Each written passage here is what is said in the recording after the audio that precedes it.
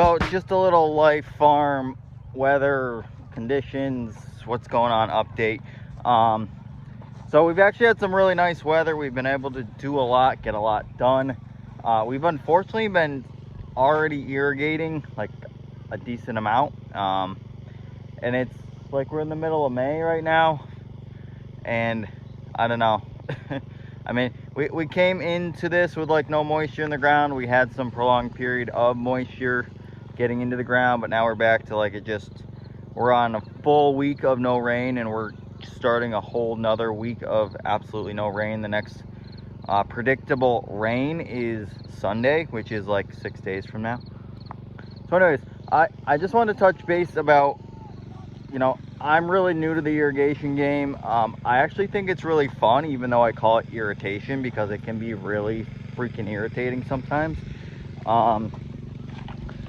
But when it works well, and when you set it up correctly, it works even better. And what I'm learning is that you can invest a lot, or you can invest a little, and it depends what you want to do. And I just want like a perfect example here. So this little pump running right here, this is a Champion pump. It's 196 cc pump. It does like 150 gallons a minute. I think I bought this pump like 4 years ago for like 200 bucks or something, like not even that. I think it's like doubled in price by now, but I just want to point this out there. So that little pump right there does 158 gallons a minute. It can run a 2-inch main line.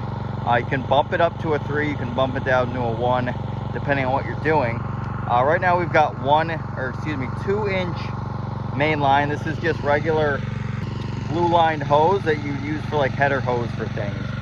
So not meant for a crap ton of pressure, but what I'm getting at is that you can do a lot of different things with this little pump that only costs like 300 bucks, and it pushes quite a bit of water.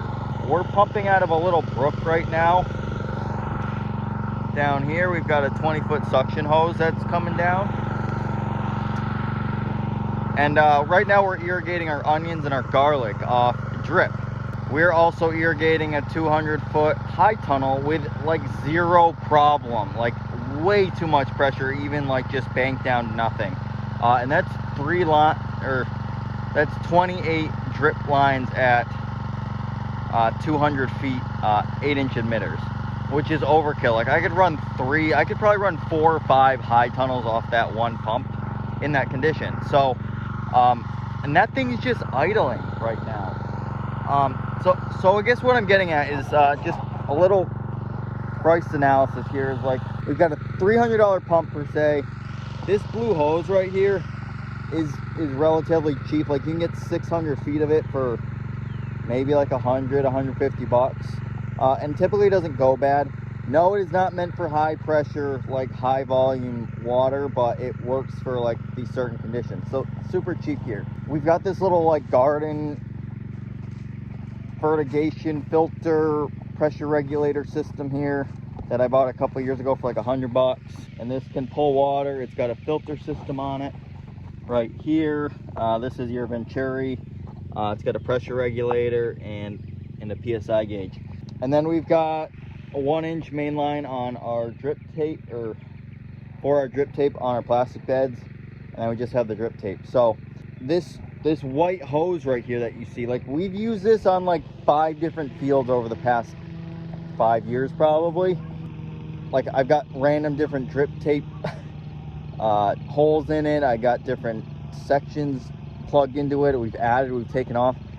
What I'm getting is this hose doesn't go bad. It doesn't go bad unless you run over it, you puncture it, or you blow it out. So, you know, this stuff, it's not that bad of an investment, but it's gonna also last you a little while. So like sitting here right now, like let's just round it up. Like we probably got, I'm gonna say $500 in materials overall, but it's also half of it can be reused like over and over and over again. So, you know, when we're dealing with the weather we're dealing with now, like it's already May and we're already irrigating like consistently, what can you invest in that's a little bit cheaper, a little more cost effective, that you're not going to blow all your money on and still get water? And And obviously the key things is like you need water. You need water. This is one of the first times I'm actually irrigating out of this brook, because I can kind of have that condition and set it up. But you know, it's having the water source, it's having the proper equipment, and just utilizing what you have available, because honestly you can do a lot with a little.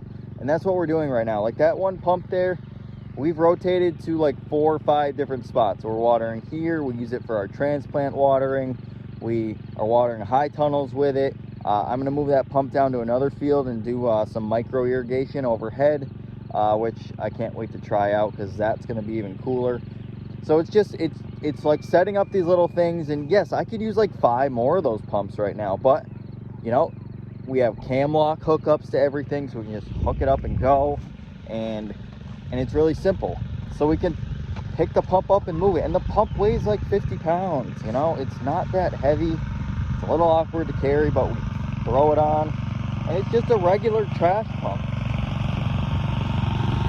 So it's great. This is idling right now. We can bump this way up, and it works great. So, yeah. So that's what we're doing. We are past May 15th here, and we are heading into like 32 degrees in a couple days for like 1 to 2 days. It's no bueno right now. So kind of freaking out about that. We got some stuff in the ground that's that yeah, could make it, could not make it. So we're really kind of trying to work through that. This has been the weirdest spring. Like, it's been hot and cold, hot and cold, hot and cold, and we're already middle Maine. It's still hot and cold, hot and cold. So we're hoping that cold wave starts to break and we start to get some heat and we start to get some rain. So we'll see. In the meantime, we're irrigating what we can with what we have, and knock on wood, it's working. So that's the life update. We've got a lot of onions going out next week, like pallets of onions. So we're gonna water these things, we're gonna beef them up a little bit, and I can't wait to see what they look like going out the door. So there we go. Happy Monday, folks. Enjoy the warm, cold weather.